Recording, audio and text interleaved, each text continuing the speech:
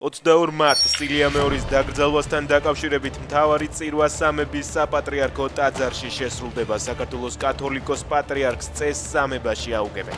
შემდეგ კი სიონის საკათედრო ტაძარში გადაასვენებენ და დაკრძალავენ.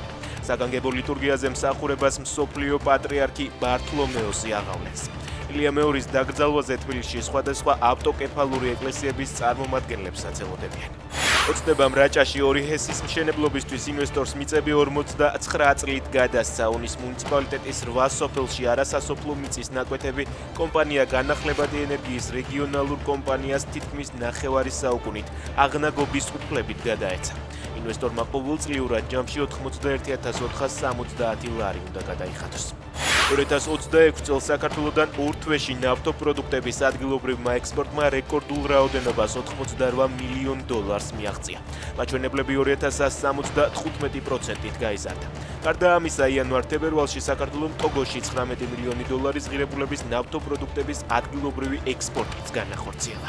ვიზების გაცემასთან დაკავშირებით საგარანტიო თანხის დაწესების თაობაზე ამერიკის გადაწყვეტილება საქართველოს მოქალაქეების მხრიდან ამერიკის სავიზო პოლიტიკის დარღვევების მაღალ მაჩვენებელს უკავშირდება.